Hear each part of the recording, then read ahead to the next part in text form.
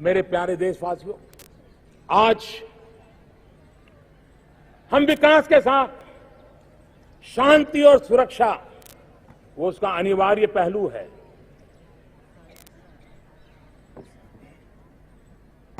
शांति और सुरक्षा विकास के अनिवार्य पहलू है। दुनिया आज असुरक्षा से घिरी हुई है। दुनिया के किसी न किसी भाग में, किसी न किसी रूप में मौत का साया मंडरा रहा है। विश्व शांति, विश्व समृद्धि के लिए भारत को अपनी भूमिका अदा करनी होगी। वैश्विक परिवेश में भारत मूक दर्शक बन के नहीं रह सकता है और भारत आतंक फैलाने वालों के खिलाफ मजबूती के साथ लड़ रहा है। विश्व के किसी भी कोने में आतंक की घटना ये मानवतावाद के खिलाफ छेड़ा हुआ युद्ध है और इसलिए मानवतावादी शक्तियां विश्व भर की एक हो। आतंकवाद को पनाह देने वाले, आतंकवाद को प्रोत्साहन देने वाले, आतंकवाद को एक्सपोर्ट करने वाले, ऐसी सारी ताकतों को दुनिया के सामने उनके सही स्वरूप में प्रस्तुत करना, दुनिया की ताकत को जोड़ करके आतंकवाद को नष्ट करने की प्रयासों में भारत अपनी भूमिका अदा करे, उसके लिए हम चाहते हैं। कुछ लोगों ने सिर्फ भारत को ही नहीं, हमारे पड़ोस के देशों को भी आतंकवाद से तबाह करके रखा हुआ है। बांग्लादेश भी आतंकवाद से जूझ रहा है, अफगानिस्तान भी आतंकवाद से जूझ रहा है।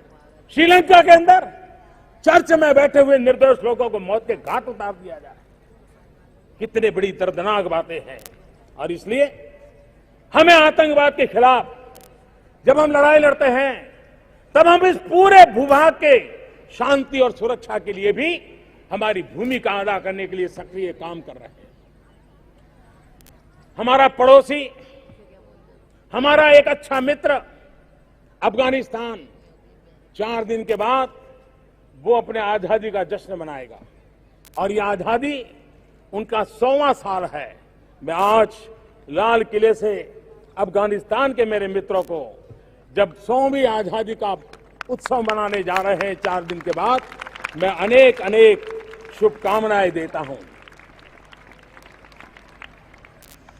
आतंक और हिंसा का माहौल बनाने वालों को, उनको फैलाने वालों को, भय का वातावरण पैदा करने वालों को नेस्त नाबूद करना सरकार की नीति, सरकार की रणनीति और उसमें हमारी स्पष्टता साफ है।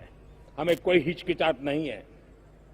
हमारे सैनिकों ने, हमारे सुरक्षा बलों ने, सुरक्षा एजेंसियों ने बहुत प्रशंसनीय काम किया है। संकट की घड़ी में भी देश को शांति देने के लिए यूनिफॉर्म में खड़े हुए सब लोगों ने अपनी जीवन की अपनी आज आहूत करके हमारी कल को रोशन करने के लिए जीवन खपाया है। मैं उन सबको सैल्यूट करता हूं, मैं उनको नमन करता हूं। लेकिन समय रहते रिफॉर्म की भी बहुत आवश्यकता होती है।